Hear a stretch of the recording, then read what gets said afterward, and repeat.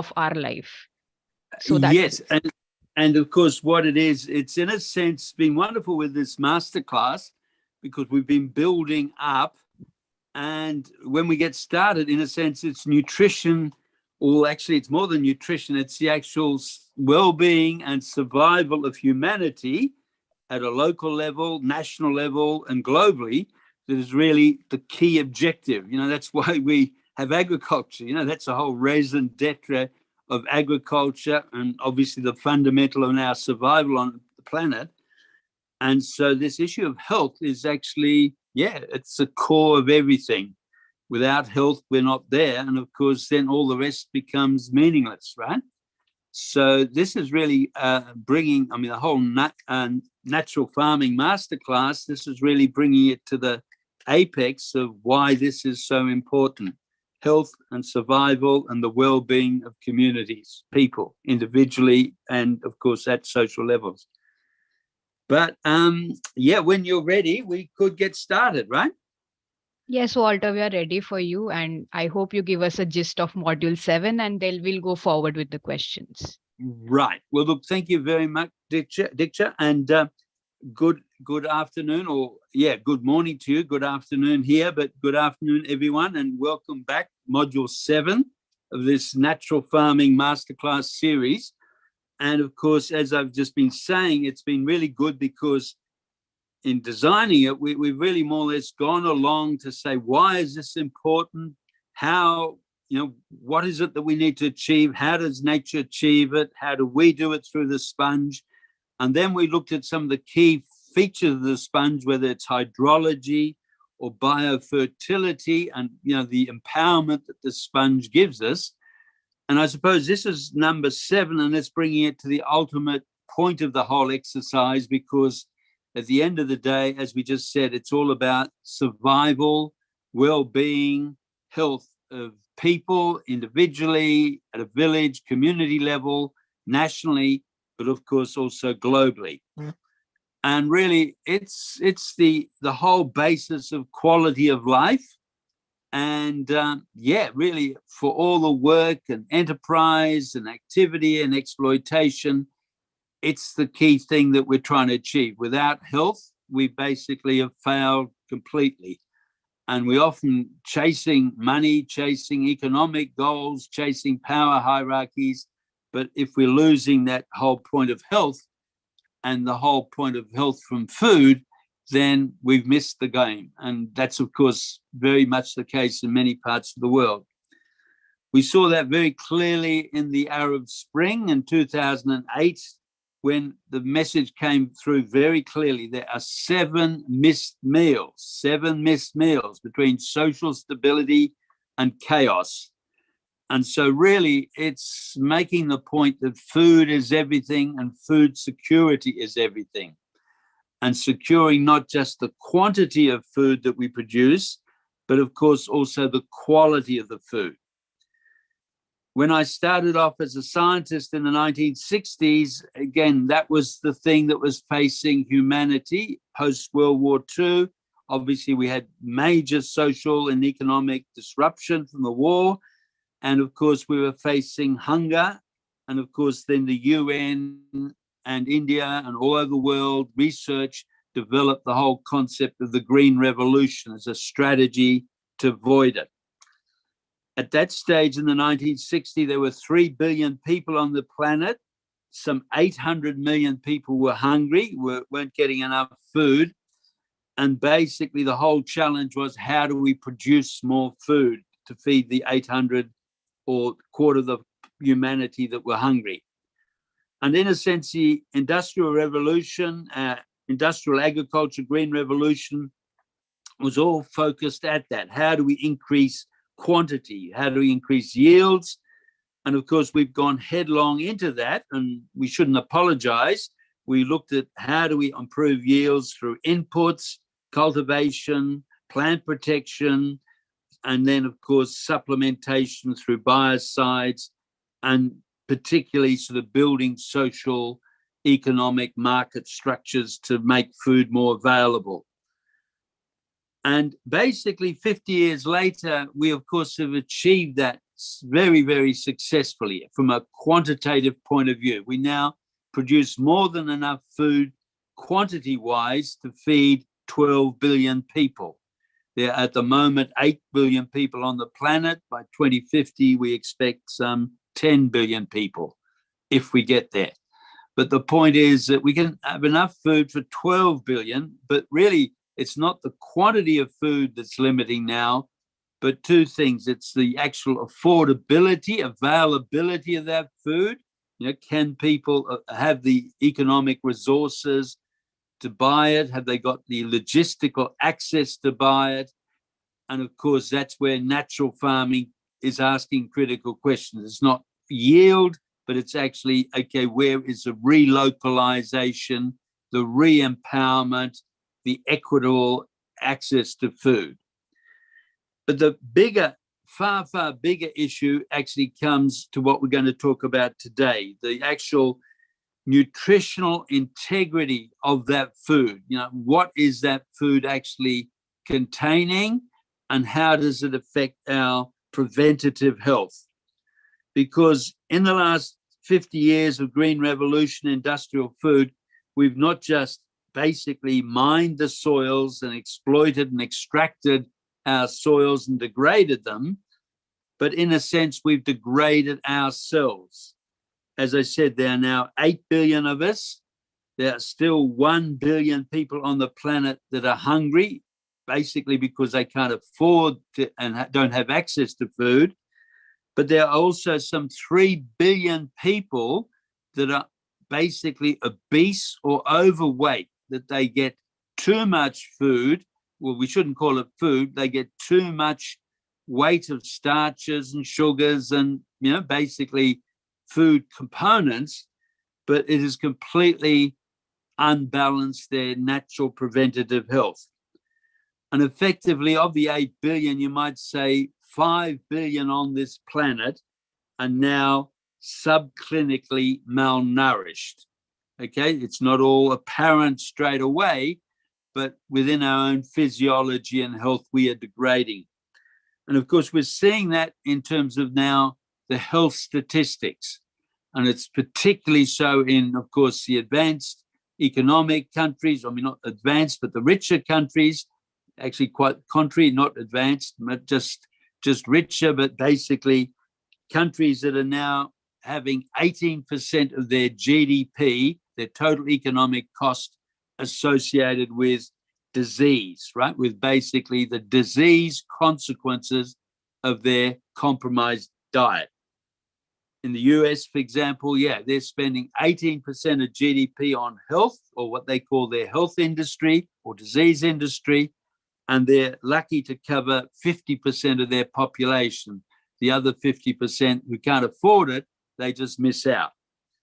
And while it's not so grim in the rest of the world, those statistics are well above 10% in most industrial countries. We'll put it this way, in all countries, it's just that in some countries the statistics aren't even collected. But it's this disease incidence that is really now impacting and will limit humanity in the next decades, more so than climate change in a way, because it's basically robbing us of our capacity to respond and our well-being. So we might be living longer, but we're living with these diet-related, self-induced diseases. Where disease incidences, whether it's cancer or diabetes or cardiac disease or autoimmune, a whole sequence of diet-related diseases, which used to affect 1 in 1,000, are now basically affecting 1 in 3 people in various ways through their lifetime. And so we really have to accept that both in terms of the treating hunger, responding to hunger, and of course the disease incidence that we've induced through our diet, through our agriculture, industrial agriculture has been a fundamental failure. Tragically, of course, we don't recognize that. We're still, the dominant status quo is still going on with that. And of course, we're seeing the consequences in food security, health, the social degradation of communities, the natural capital degradation of our soils, biosystems, and of course, then our whole vulnerability to other diseases like COVID pandemics and the whole stability of our societies. So it's these things that actually become, from a national strategic level, really important. And in a sense, we've got enormous challenges and catch up to do. And so we need a new paradigm. We need a fundamental new paradigm to honestly look at the reality we're in and to find ways to go beyond the green revolution, not to jettison all the knowledge we've got, but really understand this health issue and find out how do we go beyond the green revolution. And of course, that is what natural farming is, right? And this is a really important thing. When we have a natural farming masterclass, this is the very significant role that natural farming plays. It's not just here's an alternative cropping system. Here's the only system that can actually give us any chance of getting back into food security, land regeneration, rehydration, climate stability, but particularly social preventative health. So natural farming is really needs to be seen, as you have in India, as really a critically paradigm change to get back to these newer, or not so much newer, but more important values. We then have to ask the question, and this is again where we come in with a masterclass in science, well, what is the basis of nutritional integrity in our food? What is the basis of our preventative health? And how does natural farming differ from industrial farming? And of course, this masterclass has taken us back to basics, really sort of saying, right, what is it that nature did in creating soils, pedogenesis through the sponge? How does it influence hydrology, biofertilities, the biosystems we depend on, and of course, the nutritional integrity of our food?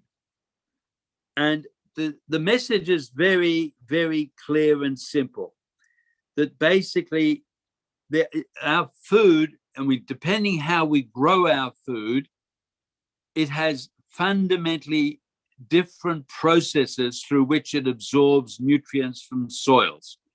Okay, so basically in natural systems, 98% plus of the nutrients that are taken up by the plants and are in our food have been taken up through the mycorrhizal symbioses that those plants form naturally in our soils.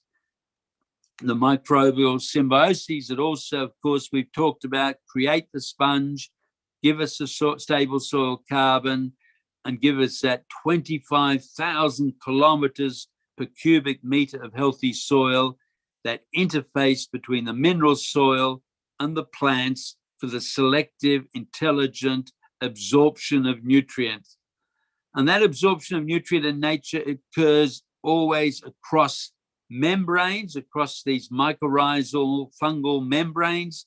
It's an active process whereby the hyphae grow over the mineral surfaces, the organic surfaces in the soil, and directly hunt out and selectively then absorb nutrients, essential nutrients from that surface. And they do it using energy, and then they transport that nutrient across the membrane of the hyphae into the fungal hyphae cytoplasm, and from there it's transported to the plant in exchange of sugars. So we have this 25,000 kilometers per cubic meter intelligent membrane interface between the dead, often inert mineral soil and the fungi and the plants that we are going to eat. And it's that interface that is intelligently taking up essential nutrients. Now, our health, or all biochemistry, depends on some 50 essential nutrients, most of them in very, very small trace element quantities.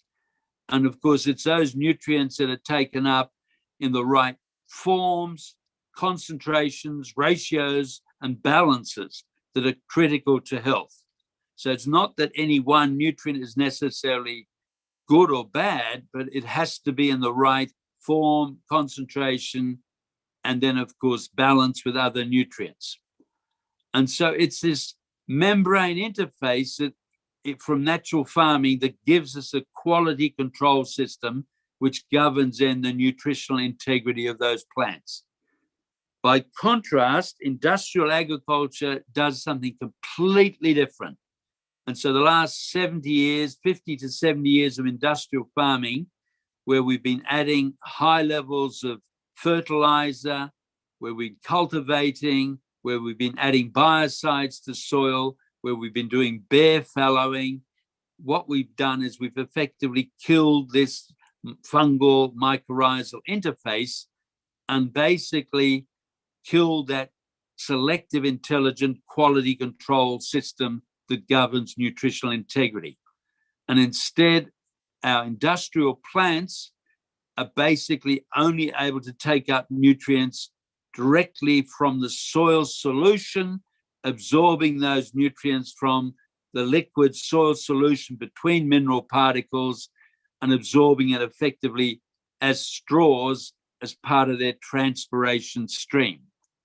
But of course, in doing that, they're only getting soluble nutrients. They're not getting many of those nutrients, the essential cations, positively charged nutrients that are absorbed onto negative charges on soil surfaces. And so the plant is getting a completely different ratio and concentration of nutrients. And so, as you said in your quiz, often you get less than 1% of some of these essential trace elements.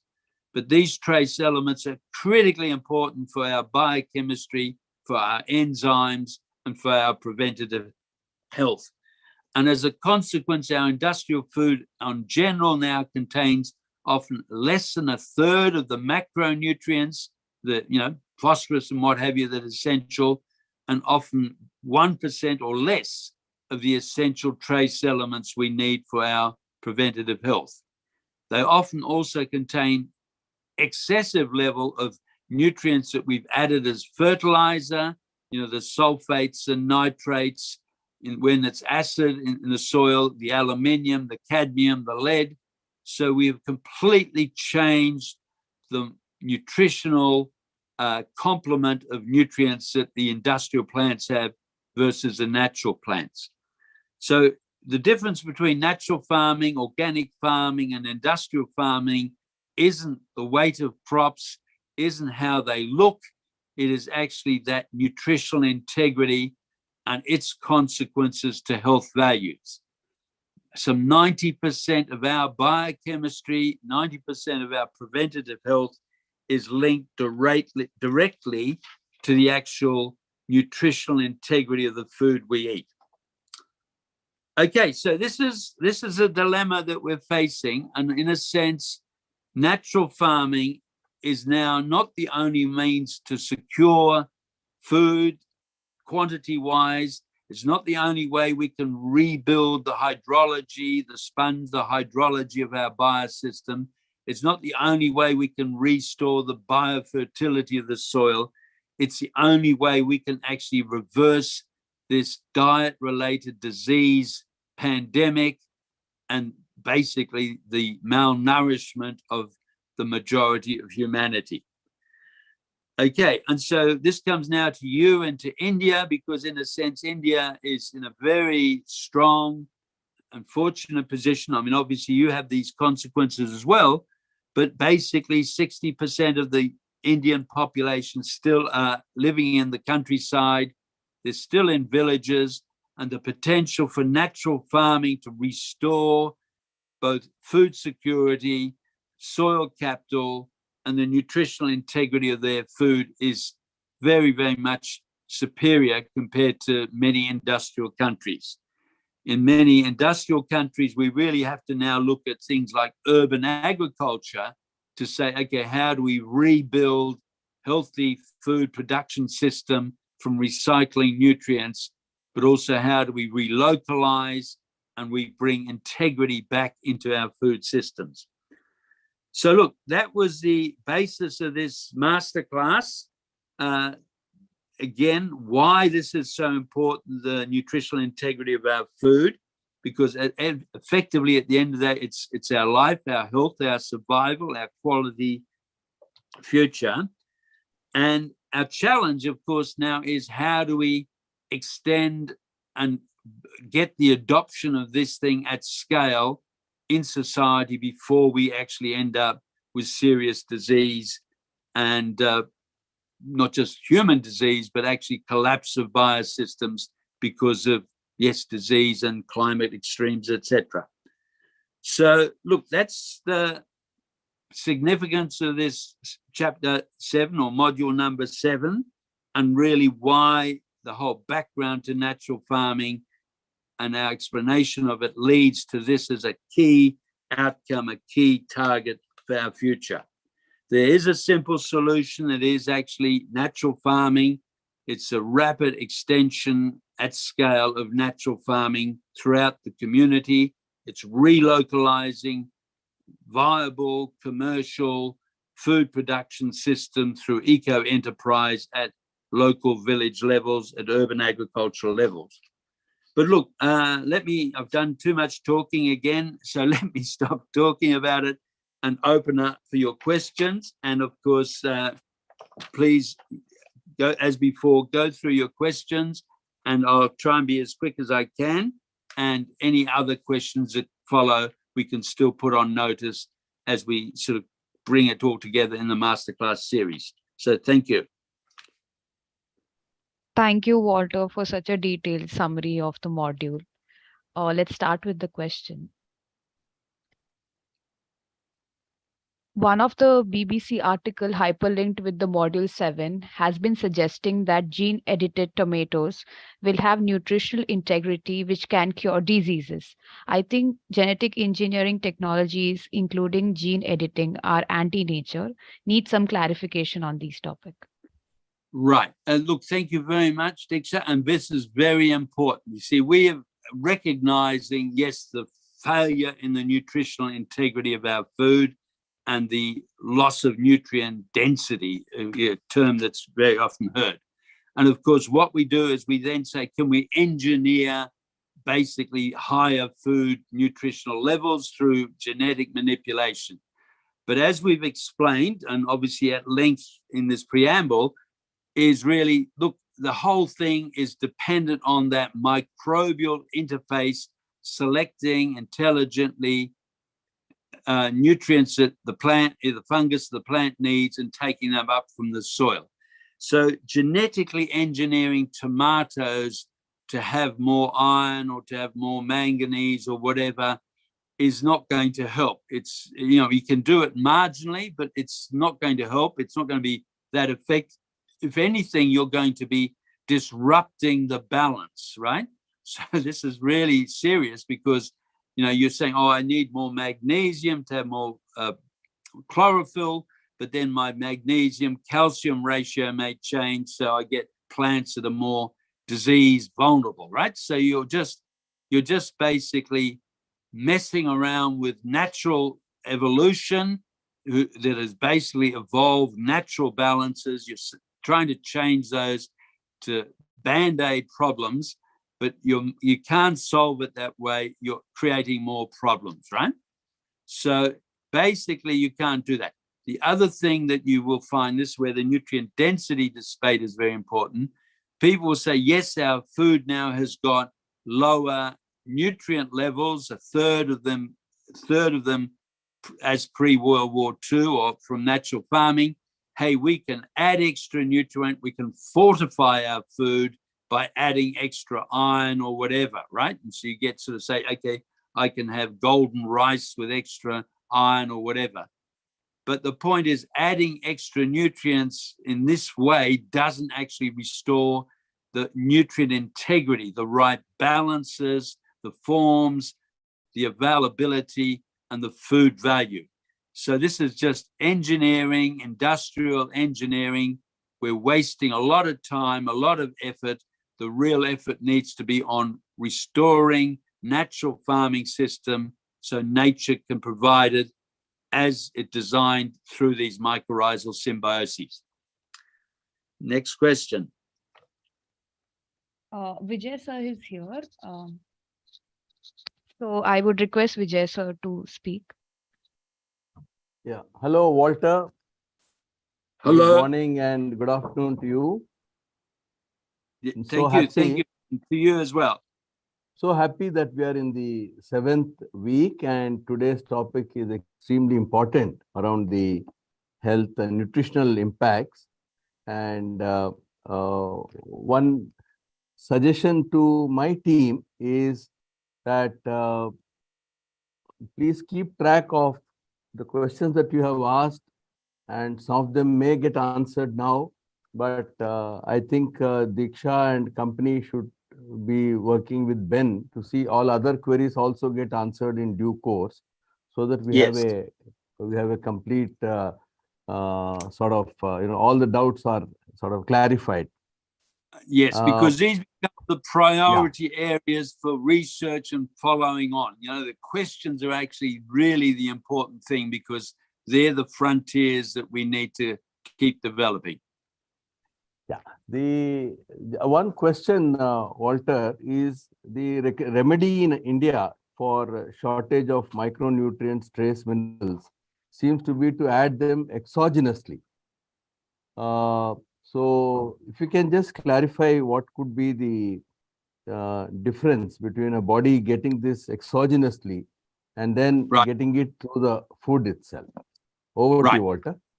No, thank you very much, Vijay. And look, this comes back to module 6 partly, right? And we mentioned this, that definitely as we grow crops in soil, they extract nutrients from that soil. We harvest those crops, we export that nutrient, and we are progressively reducing the mineral content of those soils. In natural farming, because we've got this mycorrhizal interface, the vastly increased biofertility, availability of nutrients, we may have 10 times the availability of nutrients compared to industrial crops. So we can often get higher yielding crops even without adding nutrients because we made nutrients more available. But there's no question that if we continue just extracting and exporting nutrients, we will progressively lower the nutrient content of the soil. So we do have to bring nutrients back from our food waste back onto our agricultural land to build a cyclic nutritional economy. And of course, India, China, Japan, throughout history were uniquely successful in doing that, in bringing waste back onto land. And because of that cyclic natural economy in your agriculture, you were able to sustain populations of hundreds of millions of people on your land for thousands of years, something that no other civilization has been able to do. Most civilizations don't last more than 300-400 years because they've exploited their soils and then collapse unless they go to war and invade somebody else's land. Okay, so basically bringing nutrients back is essential. Now, we can add trace elements back to soil, for example, through rock dust, where we crush up granite or we crush up basalt soil, rocks, which have reasonably good nutrient content, and that is returning a lot of micronutrients back to the soil. But it's still the mycorrhizal interfaces that are critical for getting those nutrients from that rock dust back into that biological cycle. So yes, we can add nutrients, we can add trace elements, but we still need natural farming to mycorrhizal symbioses to make those nutrients available and bringing into biology. So overall, in the big picture, as India, China, Japan, and few different systems globally have done, yes, we've got to bring those food wastes back into the land through these cycles. But whatever happens, we need that microbial interface between the soil and the plant to do the selective, intelligent uptake to give the nutritional integrity of the food we eat. So there's nothing against bringing nutrients back, but it's got to be seen in this total big context. And it's not just a matter of, adding fertilizers, especially the way we do it in the Green Revolution, where we're actually also killing the very fungi that are critically important in its selective uptake, absorption, and transport to the plant. Next question. Lakshmi Durga, ma'am, you can ask the next question. Thank you, Diksha. Good morning, Dr. Walter. Yes, this is all the 6 modules have given the background to think more about the nutrition point of view in this module. So one important observation I could do that the percentage of women and children with anemia is increasing compared to the last decade. We have a survey, National Family Health Survey is being done. So there is a reduction of the increase of anemia levels are more. And yesterday in the studies, it is also revealed that nutritional integrity, there's a decline in iron, protein, and other vitamins in the produce. So here, being a public health and nutrition person, we only look at how much of quantity of the food that we can give to them to address the issue, but not really looking at the quality of the food. So I'm just thinking, like, being a public health nutrition person and working with the natural farming program, how do we develop? What are your thoughts in developing some BCC or IEC tools to keep preventive health as a forefront to promote natural farming? Right. Thank you. And yes, this is the critical questions. How do we bring about this change in awareness, right? And that's why we've more or less put this concept of nutritional integrity. It's valid to have food security, but that food security, as you rightly said, is just focused on yields and calories. Have we got enough energy? And as we're saying, yes, we're now producing enough yields with enough energy to feed or give the energy needs for 12 billion people. But it's not just a matter of providing enough energy, the starch, the cellulose, the sugar, not so much cellulose, we can't eat that, but microbes can, and enough protein, but it's actually the mineral complements in the right forms, ratios, balances. And that's what, in a sense, is missing. And as you're saying, the population studies, people are saying, yes, as more people get on into industrial food, as they get into urban areas where they're buying processed food, manufactured food, then by definition, their nutritional integrity is being compromised because they're not getting those essential nutrients. And really, the most powerful thing in natural farming that we've seen is whereby basically by reverting back to natural farming, then people can go and, in a sense, graze, in a sense, collect food from their farmed areas and really restore that nutritional complement in their food. And I mean, like, we've got some beautiful examples whereby here and now women going into their fields and, of course, collecting then the vegetable, the leaves, the nutritious leaf, and really restoring their nutritional integrity, their quality of health through that, far, far more than Western people can, going to pharmacology and looking to say, can I get, multi-nutrient supplements? The big challenge is, how do we get this recognition that is now, nutritional integrity and the preventative health value of the food that's critical, but also that natural farming, and let's also include now urban agriculture, young people in urban areas saying, yes, we can compost waste, we can grow food in healthy, natural soils in urban areas, and we can take and re-empower not just our food security, we can re-empower our nutritional integrity. The big challenge is, yes, raising awareness of this. We've got lots of data from bioassay studies, feeding trials, like how wonderfully, rapidly, and totally animals are responding to the nutrition, the improved nutrition from these natural farming systems, in contrast to the industrial food system. And it's really getting that awareness out. Yes, that's what we should be looking for. It's the health of the people, not just whether they're hungry or whether they're getting enough energy. It's the health of the people. And then the second big point is, yes, through natural farming, urban farming, we have means of achieving that.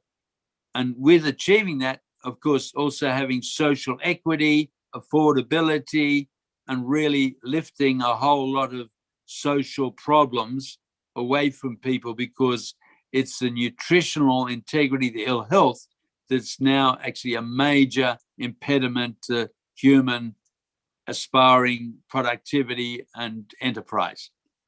So fully agree. I think as we would agree, I think the challenge is, how do we get the message out, and how do we reinforce that, yes, natural farming can do this as it did naturally.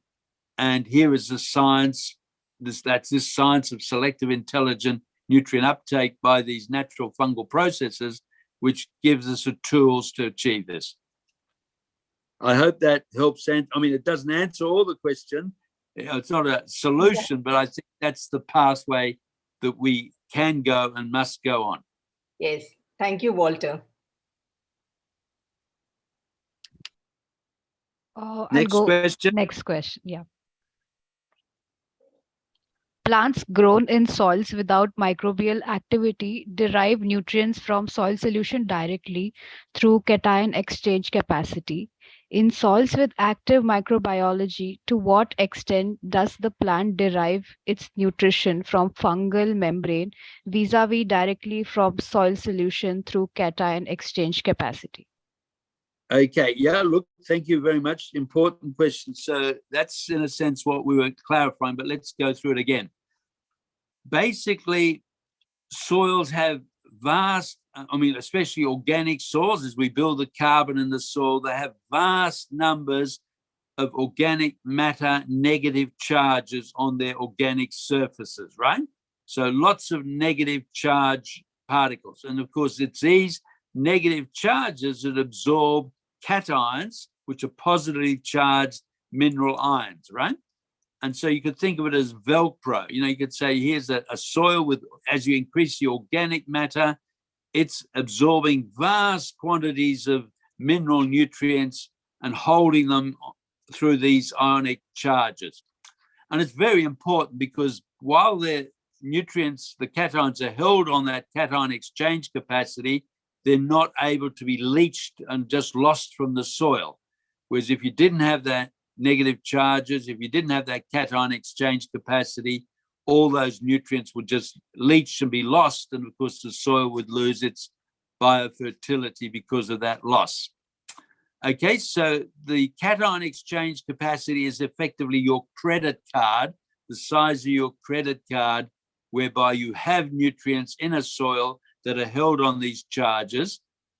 And of course, the fungi growing over those organic surfaces and mineral surfaces can take those nutrients from those ionic charges by simply, just using energy, taking those nutrients away, transporting them actively across the membrane of the fungal hyphae, bringing it into the hyphae, and then translocating it along the hyphae to the plant. And that's how 99% of nutrients are taken up in natural ecosystem and, of course, natural farming pre-World War II. Okay, so 99% of nutrients were actually taken up that way, particularly cation nutrients, the positively charged mineral nutrients.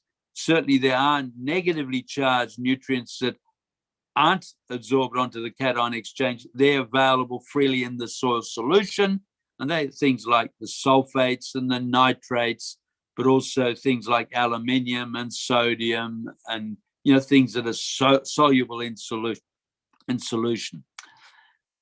But most of the essential nutrients, magnesium, copper, iron, calcium, etc., they're cations and they're absorbed onto these cation exchange negative charges. Now, obviously, what happens is if we destroy the fungal hyphae, then basically these nutrients are still on the cation exchange capacity, but the plant's ability to get at them is very, very much reduced. And so in hydroponic situations, yes, you can have a lot of cations on the negative charges, but the plant is only able to absorb those nutrients that are soluble in the soil solution as part of its water flowing, as part of its transpiration uptake. And so the hydroponic plants are getting much more the nitrates, the sulfates, the potassium, sodium, etc., that are soluble in that liquid environment, but getting much less of that cation nutrient, which is absorbed onto the cation exchange surfaces. So basically, that's the fundamental difference in how basically natural plants and industrial hydroponic plants take up nutrients. And of course, our whole industrial system has switched to hydroponic sort of mentalities and physiologies. In fact, the whole physiology of nutrient uptake was predicated on studying and developing the models purely in this hydroponic excised roots environment. It couldn't integrate the mycorrhizal hyphae. It's just far too complex to understand with the mycorrhizal hyphae involved. So, in the 1950s, 40s, 50s, 60s, the whole physiology of plant nutrient uptake on which industrial agriculture is based was based on this hydroponic model. And really what we're saying is, yes, well and good, but here are the consequences of it. And nature was, again, far, far more advanced, more cleverer. And it's very important that we recognize that and go back and say, look, these are the benefits from this natural mycorrhizal nutrient uptake process.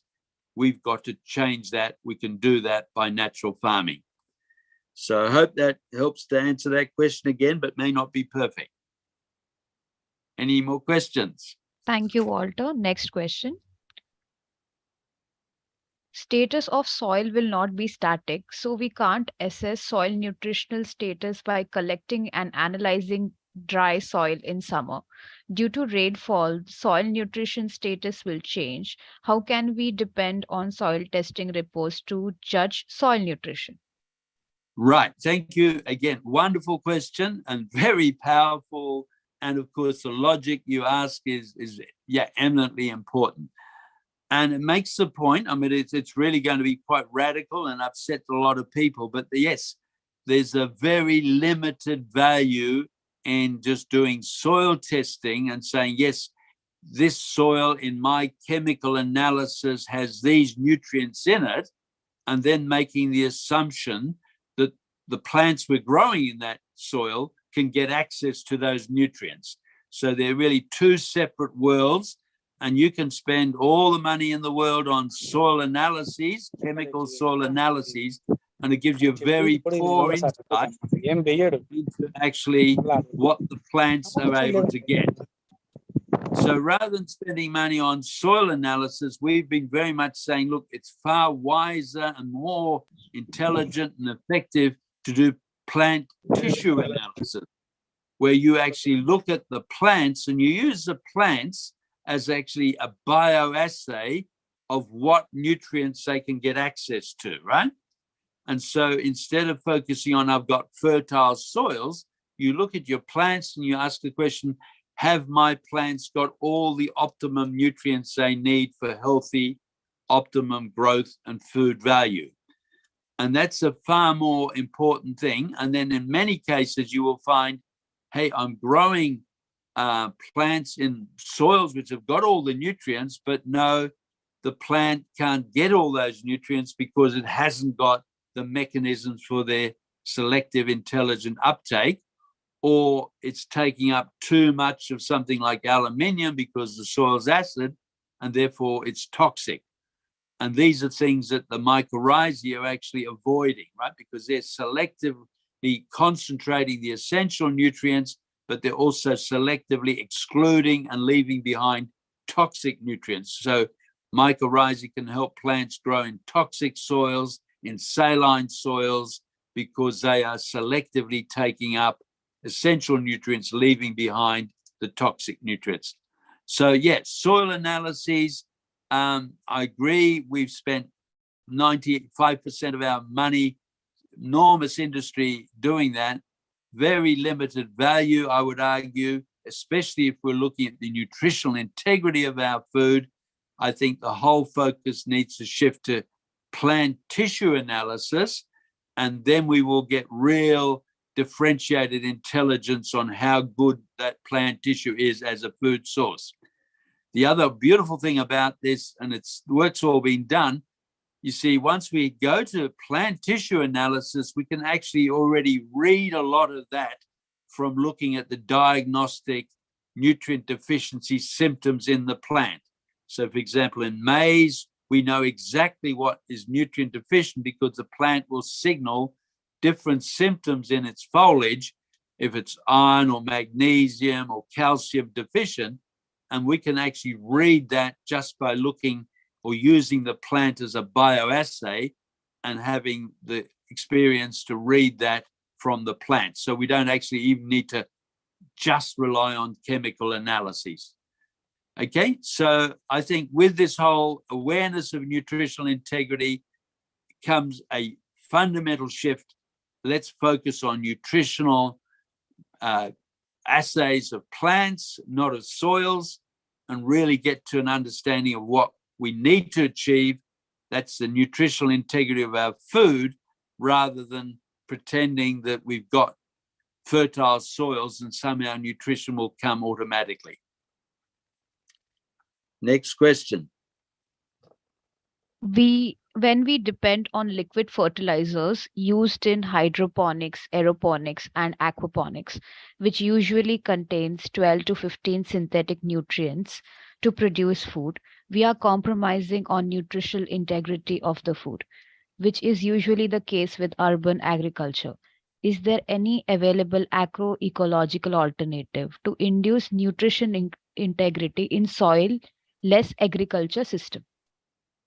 Right. Yeah, you're right. When we use basically fertilizers, and fertilizer with 12 to 15 nutrients, synthetic nutrients, is a very sophisticated fertilizer, very expensive fertilizer. Mostly our fertilizers are very simple, NPK or even just superphosphate, which is, of course, phosphorus and sulfur.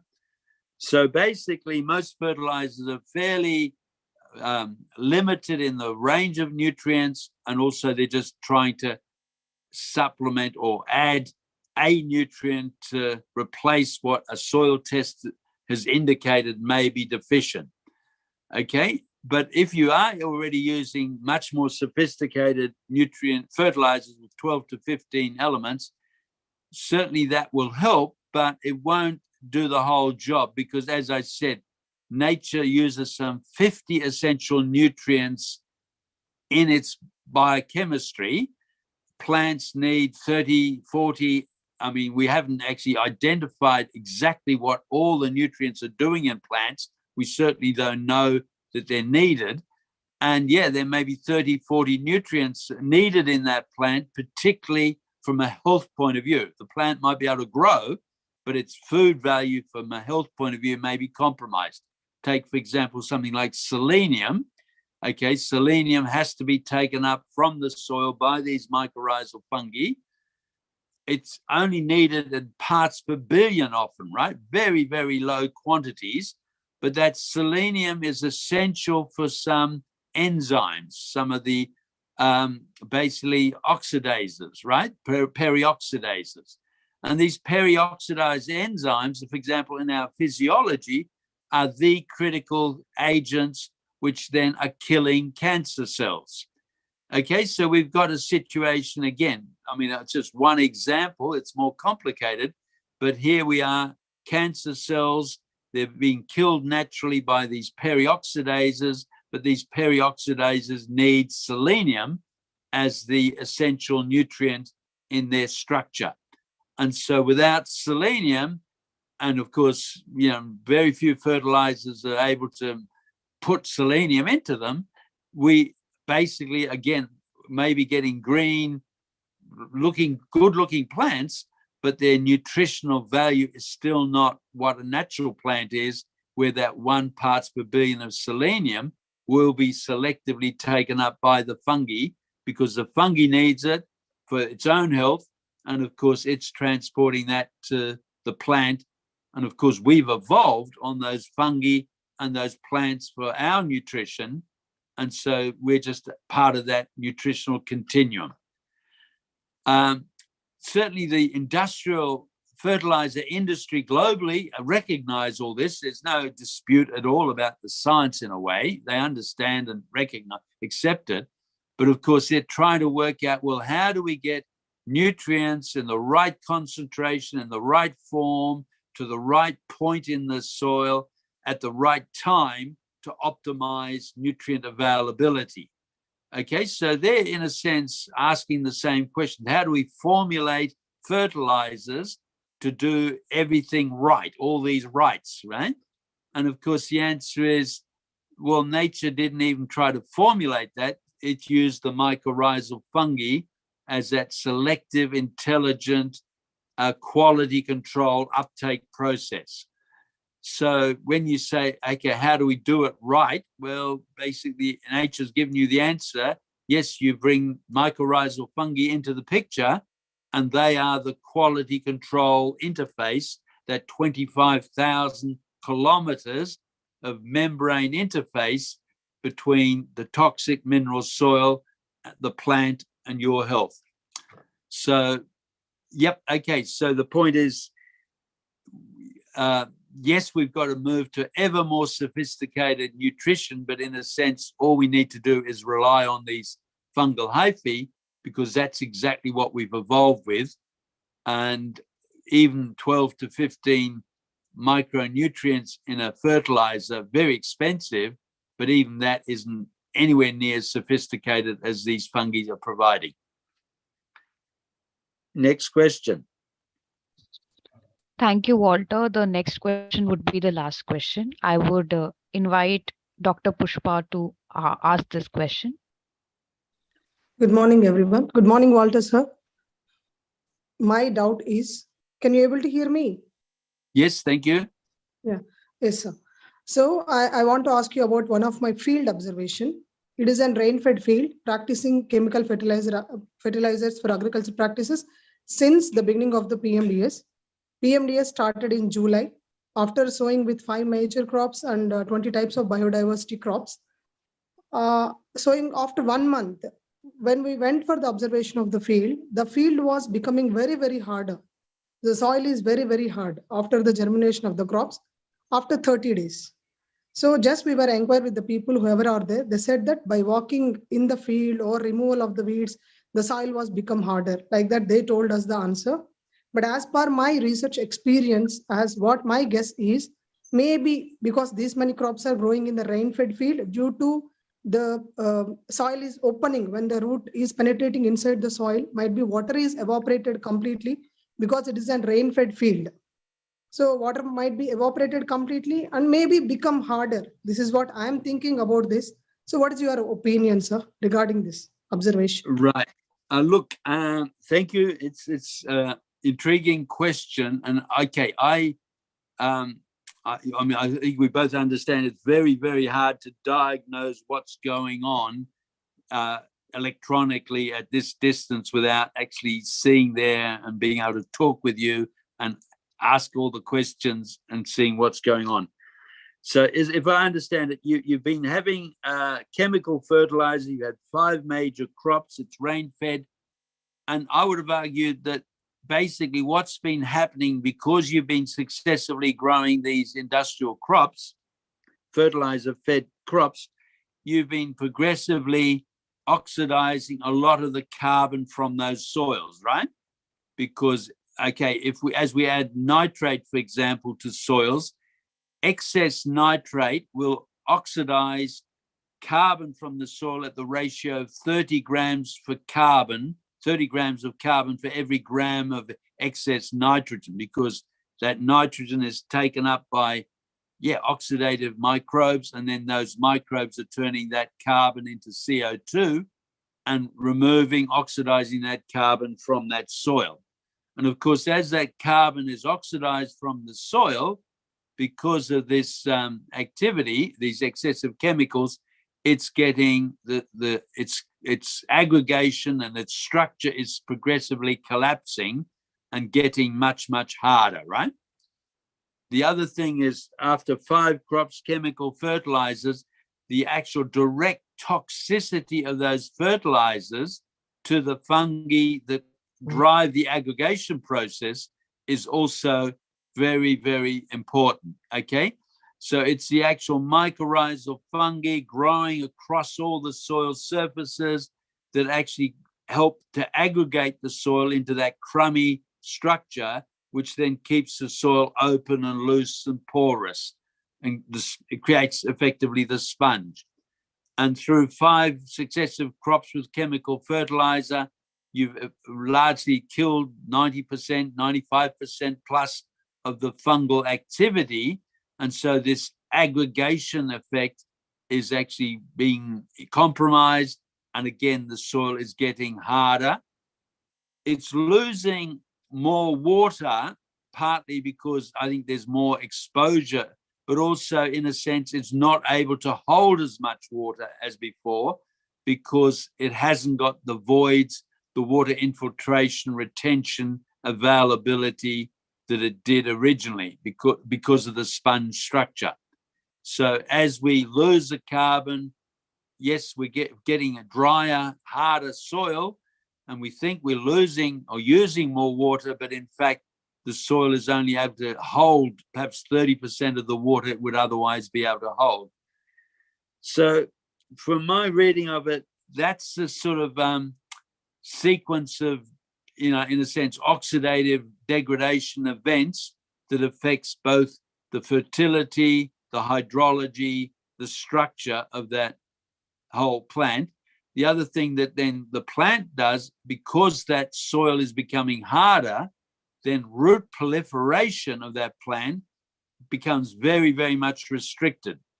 Once soils get a bulk density of about 1.6 or above, so, once they get denser, harder, then roots have great difficulty penetrating, proliferating. And so now you have crops which haven't got the capacity to proliferate roots to depth, and that then compounds the whole compaction, degradation, loss of productivity story. So it's actually a very good question because you're more or less illustrating the slippery slope or that degradation process, right? It's the loss of carbon from the soil, the breakdown of the sponge, and that's, of course, giving you hydrology deficiencies, it's giving you nutrient available deficiencies, is giving you rootability, compromises or restrictions, and progressively that soil is losing its productivity and its structure. And of course, more water will erode off, more of that soil will be red and dry and brown and at risk of wind erosion. And obviously it will be restricted in root growth and plant growth for now the wet season, but in the dry season it will be red and bare. Whereas, of course, going the other way, we end up with the 365 days green cover because the sponges enable that to continue. So look, from what you said, and I'm not sure if I'm doing justice to the experiment you've got or the field observation you've got, but those processes would all be happening. And the beautiful thing is that they are all dynamic and they're all able to be reversed. So all those processes, you can reverse them by actually limiting oxidation, limiting excess chemical fertilizer, limiting biocides, and moving towards helping to rebuild that soil carbon sponge as we outlined in the discussion A, B, C, and module 4. So I hope that again helps. But again, it may not be the complete question. So please follow through with more detailed questions that we can address later. Okay, so look, I think that's really, again, just recapping, I think this very, very important chapter, bringing actually this whole natural farming significance up. It is the nutritional integrity, the health of our community, the well-being, the quality of life, the survival, your strategic future. Civilization actually judges you very directly. Those civilizations that survive have done so because of this. So basically, thank you very much. And next module will be looking at, all right, what are some of the impediments or what are some of the key action points to getting this change happening at the scale and urgency that we need? Because I think there's no argument about, yes, we have options, but then really, how do we realize the potential of those options socially, economically, politically? So if that's okay, I'd like to leave it there and then look forward to module 8 next week. And I think Ben's already sent you the content for that, for this next week's work. Yeah. Is that all right? All well? Thank you, Walter. Vijay, thank you. I can see you. Right. Good. Yeah. What I wanted to say was, from the farm moving to landscape. Yes. So we have all the practices currently in Anantapur area where we are looking at reversing desertification and land degradation. Yes. They are adequate currently for individual farmers' plots, 1 acre, 2 acre. I think some of the big farmers have also got into the act. They're doing about 5 acres, 10 acres. Yeah. But in comparison to the degraded land in the district, more than in that one particular district, around 500,000 hectares of land are fallow. Yes. So are there some, mechanical methods? Maybe this is something that could be a separate session, which would include greening of the hills and large scale landscape reversals. So is it being covered now, or can we have a Vijay, separate session on that? Yeah, well, look, thank you. And yes, and these, of course, are the questions we started off when we first talked about the masterclass. How do we take pre-monsoon dry seeding to scale, reversing aridification? But then also Dr. Reddy came in and said, how do we use natural farming to rehydrate the catchments so we can secure local village water security and therefore, social well-being and health? And I think what we've done, I think it's, these are for the future. We've got to keep on progressing these. This masterclass, as we discussed, we've really gone back to the basics to say, look, here are the building blocks. But yes, the opportunity and the challenge beyond this series of 10 masterclasses is then to say, okay, how do we now use this toolkit of this basic knowledge to, rehydrate degraded, arid wastelands? How do we rehydrate, regreen, cool, arid wastelands? And how can we actually help climate change through that? How do we restore the monsoon through regreening wastelands again and having lower pressure heat domes, or lowering the heat domes, which block then the inflowing monsoonal air? And as Dr. Reddy asked, how do we rehydrate and secure the water needs? But these become now other topics. I think we really need to sit down and say, yes, here's this series of 10 masterclasses, but then where does, having now empowered ourselves with this knowledge, how do we apply it into some of these bigger challenges, right? Okay, well, I think that's a great idea. Today, what we talked about, and we've had those workshops with the University of Edinburgh, for example. It's just an introduction to that bigger issue of preventative health, right? Yes, that's right. So and every door opens into a new paradise, a new That's true. So I think what we can do is let us keep the 10 master classes as they are, and then yes, have a review, so yes, that within internally we'll also prioritize the yes, the next set I, of issues, and yes, then we'll have a discussion with you and find out your convenience. yes. I Because think, the look, I next, think absolutely. Here are the building blocks. Here's that correct, basic yeah, building blocks training. And then where are the adventures we want to take this knowledge to problem solve to meet your priorities? that's right. This fantastic. Okay, thank you, Walter. Over to you, No, Dharminder. pleasure, pleasure. But yes, the journey continues. This is really just, yeah, we're just preparing ourselves for the adventures. Yes, sir. Okay. Thank you, sir. Okay. Thank Well, you, look, thank Walter. you, everybody, and look after yourselves. And then next week will be module 8. Very exciting. Okay. Okay. Thank you. Bye-bye. Bye.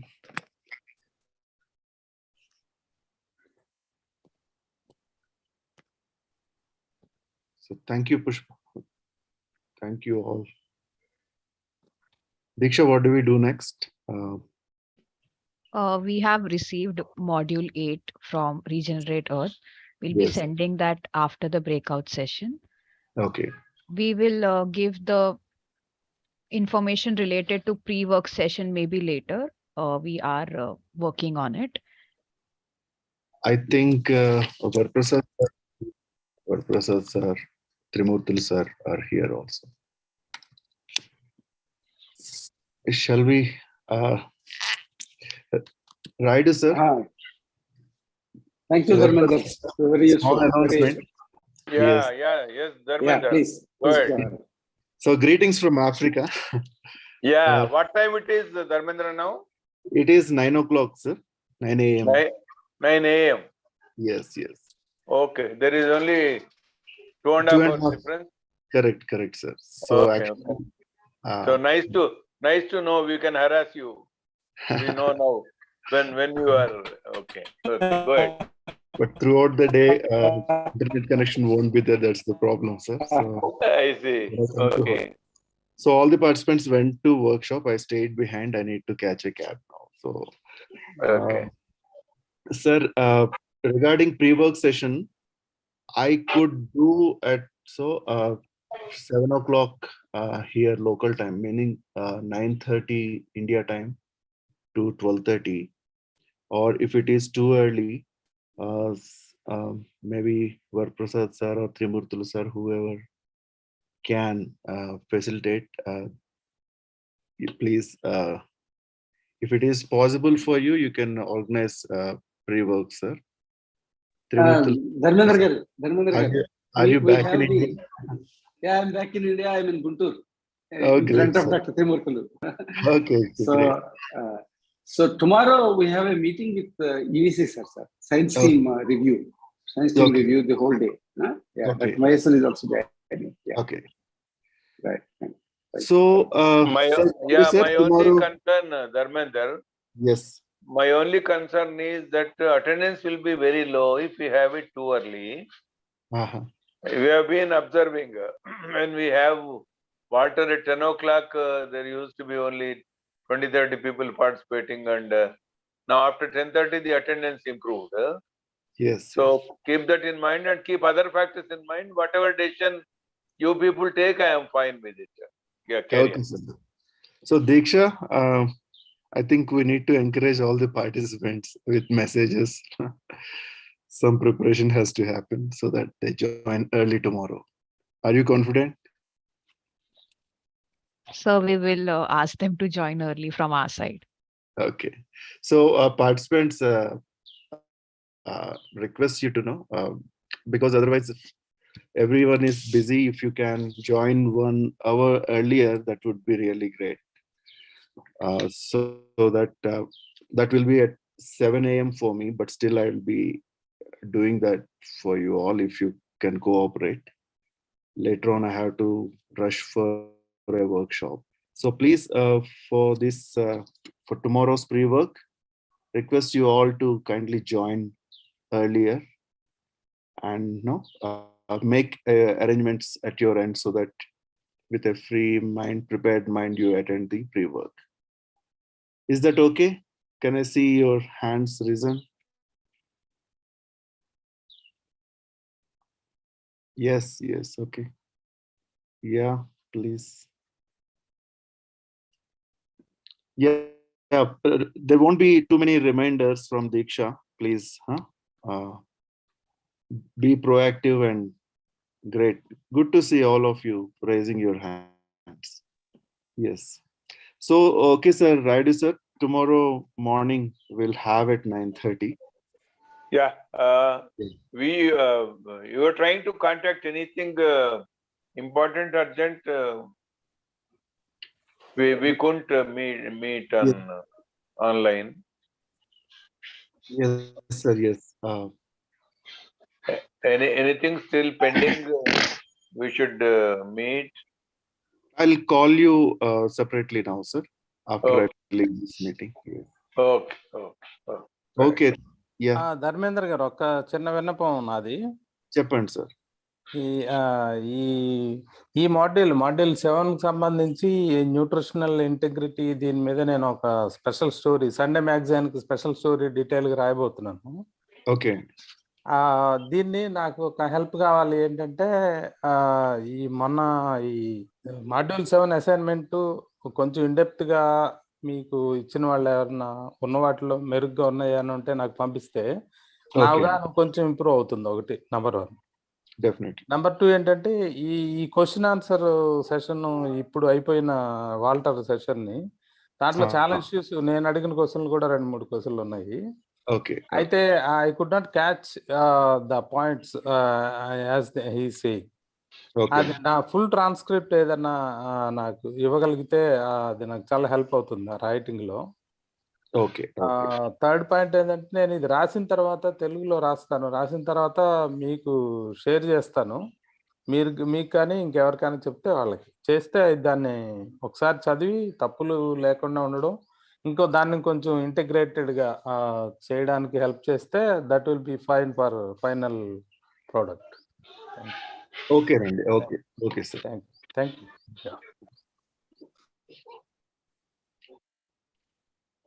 Okay. Thank you. Rambabu garu, you can share with me. I will give you. I'll be in touch with you. You can call me and share with the article also. I will give my input. Yeah. Before that,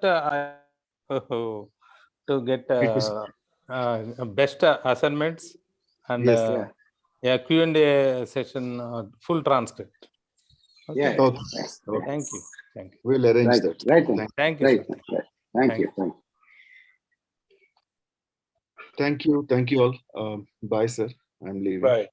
Bye.